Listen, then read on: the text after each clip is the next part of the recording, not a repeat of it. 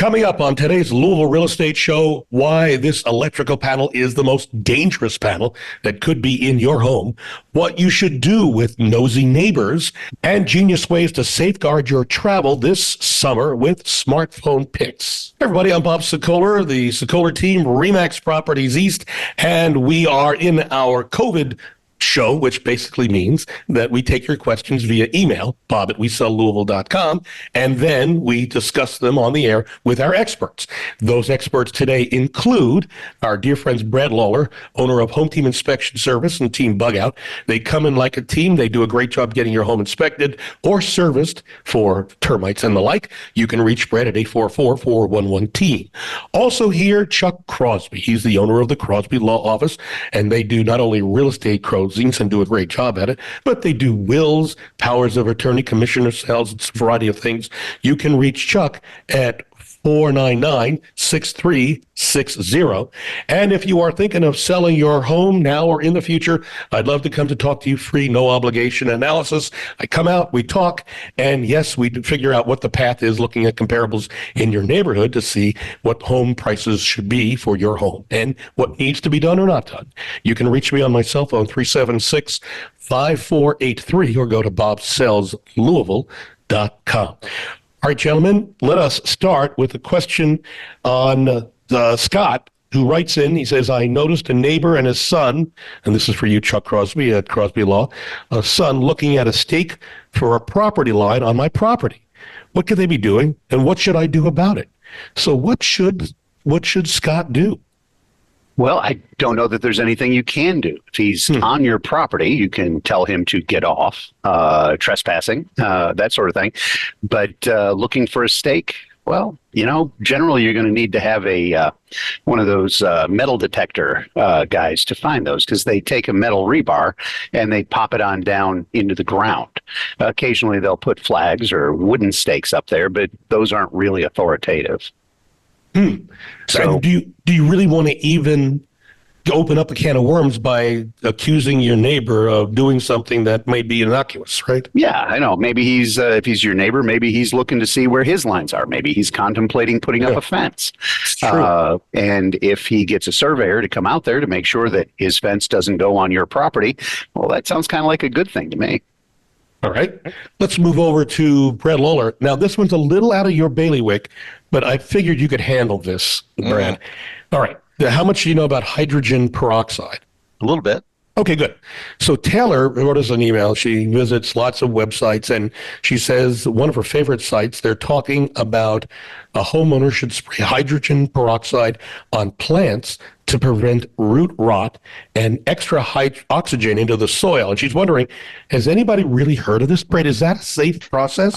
I don't know if it's a safe process. I have to admit that I've heard of it, but I've heard it not to necessarily benefit the plants, but I've heard people try to use that to ward off insects, so little flies and things that get in the potting soil. So I don't know if it's healthy for the plant. I know that the hydrogen peroxide we buy at the drugstore is a very, very low concentration versus some of the commercial products available out there, but yeah, I don't know if it's harming anything. I don't know that it's helping anything. And of course, if it's on the internet, I know it has to be true, but I often wonder, who's actually posting those and testing those things. So I know it's not effective on getting rid of bugs. I can testify to that. Yeah, well, as a lover of plants, I would tell you, if you do decide to test it on some plant out of the way somewhere to see if it does, but test it on your neighbor's plant. Is that what you're saying? No, not. Oh, okay, my bad. Yeah, Test all right, very on good. your dandelions. Yeah, something that would maybe. Oh, you'll see more dandelions grow. Yeah. A reminder that if you'd like to see what sellers are saying about us, you can go to LouisvilleSellersTalk.com. That's videos that we record with our sellers after we're done and selling their home. That's LouisvilleSellersTalk.com. Chuck Crosby, this question is going out to you. Kyle has a real problem in this email. He says, my neighbors are renters and they have 3 dogs outside and they are always barking anytime I'm in my yard. Also, one of them comes onto my property to attack my dogs through my fence, which is 25 feet from my property line. He says, I've talked to them and nothing has changed and the police haven't done anything. Is there a way to sue them as the homeowners to put a fence up. In other words, since they're renters, sue the homeowners to put a fence up on their property. What are your thoughts on that one? Well, I don't know that you can sue them to put up a fence. You could certainly sue them for any damages those dogs cause. And there are a variety of governmental agencies in Louisville that deal with animals that are noisy and are attacking. Just Google it and follow the phone numbers. Yeah, that's doubt you can get them to build a fence. But like I said, damages. Yeah, something that occurs to me. Kyle says that they're coming through Kyle's fence. Mm-hmm. So maybe he reinforces the section of the fence that they're coming through. Yeah. Well, he's got a fence, he says, but they're coming through it. The dogs are coming through it. So maybe just take matters into your own hand by reinforcing the fence so they don't get out. At least that solves one part of the problem. The barking part, I don't know what to tell you. Well, animal protective services and that sort of thing, that's understand that's kind of their bailiwick. The police probably won't do anything because I doubt you can get them to show up while it's occurring. And they can't, do something based on what they can't see. But take some video, get with Animal Protective Services and see what's going on. Got it. Moving back over to Brad Lawler at Home Team Inspection Service. Summer plans to buy a home that's in the Highlands, but heard our show about, you ready? Federal Pacific panels. Oh, okay. Unfortunately, the home she's thinking about buying has a Federal Pacific panel, and she is wondering, really, Brad, how dangerous can it be? How much money will it cost to replace it? And we see this question a lot, Brad. How would you describe the dangers involved? So the dangers of the Federal Pacific panel are now twofold.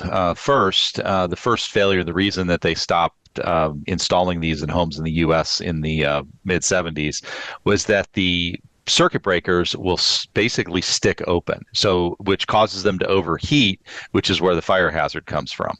So the parts are not available for replacement. Yes, you can find them on the internet. Yes, they're being shipped in from Canada, but you're still dealing with a panel that's now more than 50 years old. Some of these are 60 years old. And so at this point in time, really what you're looking at is that the life cycle of an electrical distribution panel, and it's time for replacement. An electrician, 5 years ago, electricians were still split. Some would come in and say, yeah, it's not a problem. Others would say, no, we need to go ahead and replace it. Probably at this point, because the panels have aged so much, it's time to go ahead and do that upgrade. The panels are going to be a little bit different depending on the homes. I would say, you're probably starting somewhere in the, $1,500 range to replace a panel, and then it goes on up from there. But I think that the other conversation you have to have is with your insurance carrier for your home.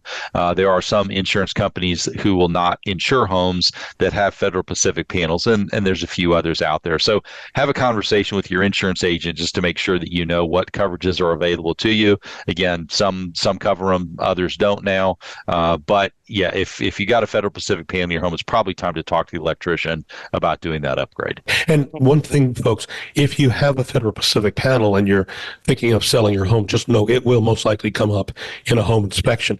So you may want to factor the cost of replacing the panel into the price of the house. There are other things that go along with it, but that's the best thing I can recommend. Yeah, Brad. Yeah, I want to add one other point to it. Some people don't know what a Federal Pacific panel is, okay? So if you're looking at your panel, there should be a label on the front or a label on the inside that says Federal Pacific. If those labels are gone, one of the telling points on these panels is that they have bright orange labels on the switches. So if you have these bright orange labels, and if they're pushed to the outside, where most panels, the switch is pushed to the inside to turn it on. Federal Pacific is backwards. They're bright orange tabs, and they push to the outside in order to turn them on. That's another way if the label that says Federal Pacific has been painted over or has disappeared over the years.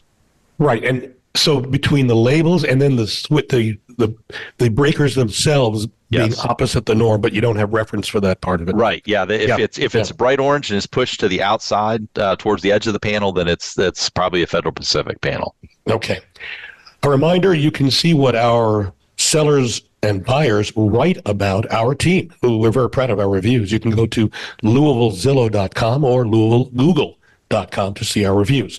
Chuck Crosby over at the Crosby Law Office. Queenie writes us in this email. She says, "Hi, my neighbor built a new house 6 inches on my property and put it up for sale. So she's wondering, what do I do?" 6 inches on the property. Yeah. Wow. Well, you get a surveyor, you make sure that it is indeed on your property, and then you take that information on over to them. It's best just go ahead and take care of it now. Different things can be done, minor plat subdivisions, to give them some extra property for a price, I would assume, and or you can do easements. But if it's the house itself that sits on the property, I'd probably go towards doing a minor plat and subdivision. And then if I were the person who owned the house, I would be talking to my builder. He should have had a survey done prior to. Right? Yeah. That's really not good. Well, that's one thing. But I think the easy way to rectify this, well, should Queenie rather put a lien on this other person's property? Well, you can't put a lien. A lien is an official claim for a dollar amount. You just can't go file a lien. That's slander of title. You first have to get your evidence in a row. Get a surveyor out there to show that, yes, this house is over, and then just present it to the neighbor, get an attorney to start putting out the normal letters, and then go from that direction. You can't just file something in the courthouse like that. Right. No, I get that. You got to get some official action going. And like I said, it is something that can be resolved. A minor plat subdivision. Okay, look, I'll give you a foot of property along this line for whatever price, and then go from there. But that's something you start getting a survey just to make sure that this is indeed the case. We're going to take a break. When we come back, genius ways to safeguard your travel this summer with smartphone picks. Continuing with us after the break, Brad Lawler, owner of Home Team Inspection Service. They come in as a team, and they also do Team Bugout, which is a great term and a place to get rid of pests like the termites and the like. You can reach Brad and his team at 844-411-TEAM. Also, we've got Chuck Crosby continuing with us, the Crosby Law Office. They do real estate closings, wills, and a variety of other things. And you can reach Chuck at 499-6360. And if you're thinking of selling your home now or in the near future, give me a call anytime. I'd love to come out for a free, no obligation analysis. You can reach me at 376-5483 or go to bobsellslouisville.com. We're back in a moment on News Radio 840 WHAS. News Radio 840 WHAS, Bob Sokoler, the Louisville Real Estate Show. Thank you so much, Barbara Corcoran, for endorsing us and being a mentor.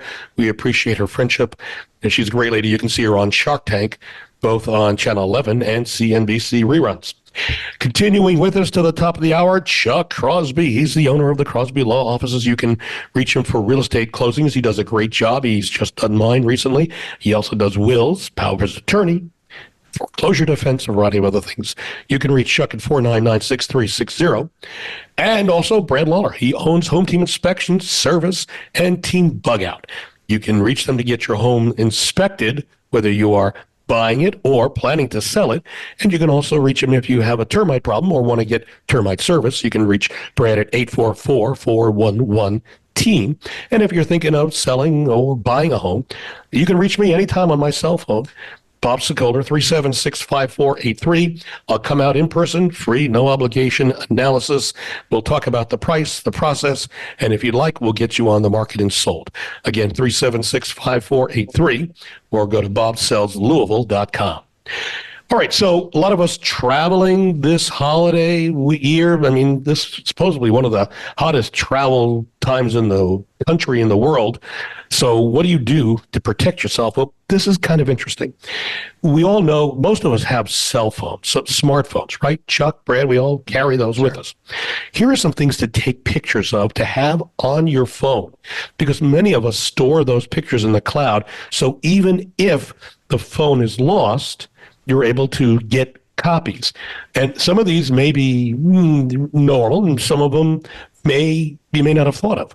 So if you're renting a car, get pictures of the rental car when you pick it up to make sure there are no scratches, or show scratches that are on the rental car so you can report those when you return it. And then when you park your car somewhere, especially if you're in a foreign area, foreign land, or country or city, finding your car is be difficult. Take pictures of the street sign of where the car is or close to, so you know where you are. Take pictures of your own personal and also rental license plate and VIN number of the car. Take a picture of your driver's license. That way, if you lose your wallet, you've got some sort of valid photo ID that you could show in case you're stopped. Also, traveling out of the country, take a picture of the passport. So important. You may need that. You may not have it on you. It's important. If you have an insurance card, take a picture of the insurance card. If you have medical and dental insurance cards, take pictures of those. Individual photos of children or other family members should be at the top of the picture file. So when you open it up, you've got pictures of the kids. So if you're traveling with the kids and they're lost, you don't have to go thumbing through hundreds of photos to see your pictures. And also, here's something that may be unusual for you. Take a picture of any place that you loved, like a restaurant or a visit. That way you can go back. If you want to go back again, you can look at the picture and see where you were. Also, take a picture of the hotel or Airbnb you're staying in so you know what it looks like when you go to return if you can't find it. Take a picture, and this one can be a little dicey, of your bank account and routing numbers. The reasons for that is if you need to call the bank, they're going to want your routing numbers, and they may be available. And if you secure those pictures in the safe file, which you can hide pictures, that makes it even more secure. And then finally, take credit card pictures and the customer service numbers. Those customer service numbers, yeah, and Brad's got one as well. Pictures of the credit cards and customer service numbers will be invaluable if you lose your wallet or you lose your credit card. Yeah, Brad.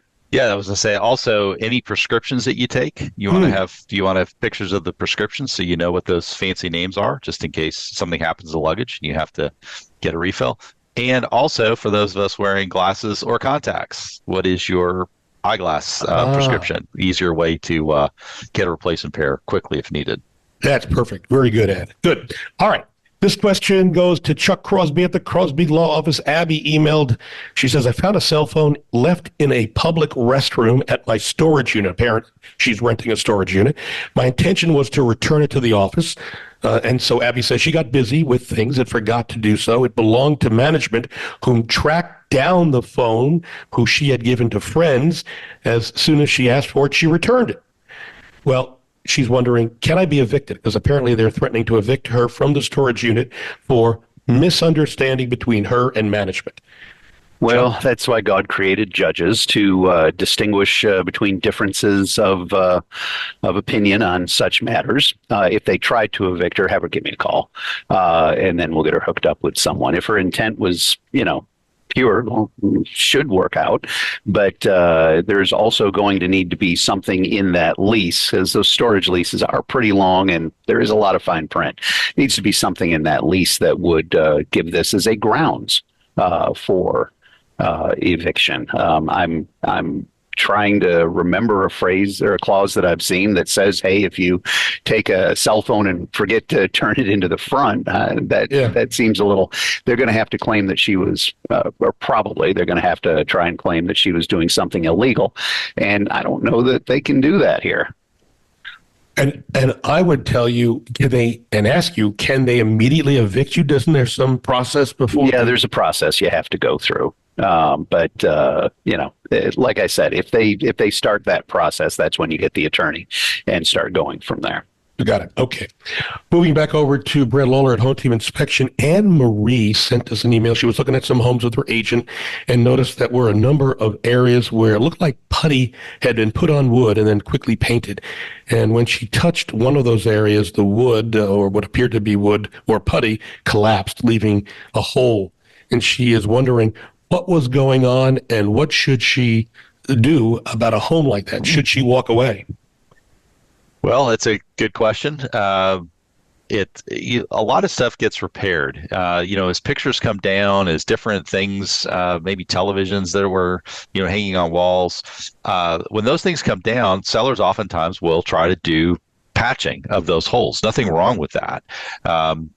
Certainly covering them up and repainting them is common to the process of preparing a home for sale. I think it just depends on what it was that they were trying to cover up. If it was simply a hole in the wall and it just wasn't done very well, and she touched it and the little patch, fell through, which, can certainly happen, then it's just an easy fix. It's just, the seller needs to be alerted that, hey, this hole opened up. But what caused it? Why was it there? Was it just something that was a repair of a picture, an anchor that was pulled out the wrong way? Or were they trying to cover up, termite damage or carpenter ant damage? And, we see that a lot on decks and things where people are, replacing, using wood putty and things to cover up holes where the carpenter bees were. And it looks different. Well, it's just how part of the process is to repair those things. It doesn't always look perfect. And, some people are better at that kind of work, that repaired work than others. Some it's very evident, others you wouldn't even know that it was done. So I would have to kind of consider what caused the hole, and, is it just something that was poor craftsmanship, poor handyman work? And so let me follow up on that, Brad, and Chuck, you may want to jump in on that.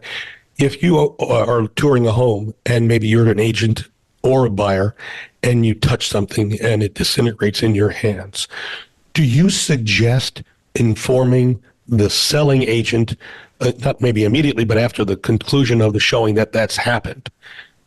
Yes, I know that from an inspection standpoint, when those things happen, when something, when what's called a fail as, we operate something, we always alert the listing agent that, of what's happened.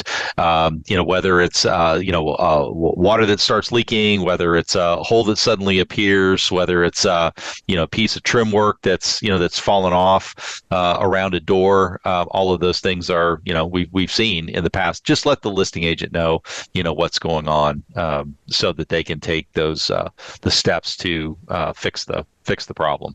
And I'd say the sooner the better. You don't want to, have the owners come back in and go, "Oh my God, the people that just looked at my home were kicking holes in the wall or something." Yeah. And then also, if you break something as a child walks through a house, you need to let them know immediately. Absolutely. Lydia says in this email, her neighbor is using Lydia's mailing address to receive mail from the tax administration. She's not sure why. She's wondering, is it legal? Should the county taxes be sent to the homeowner's address? She's wondering if there's a scam. What do you think? I don't know. Could be. I can't imagine why a person would use someone else's address. If it's like a condo and you accidentally put a number down, maybe. I don't know. But yeah, if you're trying to create, let's see, I'm trying to, think slyly here. If you were trying to create some proof that you lived in a place, but if you're the neighbor, why would you do that? I can't think of a valid reason for doing it. Just call the post office and say, "Hey guys, I keep getting the mail to this address. That's not her address." And let them handle it. I think they actually have a criminal investigation division. I did not know that. Yeah. We have time for one more question. Nicole, planning on buying a home. This is for Brad Lawler at Home Team. Planning on buying a home in St. Matthews that had apparently been flipped, and her inspector ran the water in the shower and noticed that there was water coming out of the other side of the wall, separating the shower from the rest of the bathroom. She pulled out of the deal, but is wondering if there's a tool that she could use when she's looking at homes to easily determine if there's a water leak, either because of plumbing or water coming from outside into the basement. That's a great question. Is there? No, I don't know of a tool.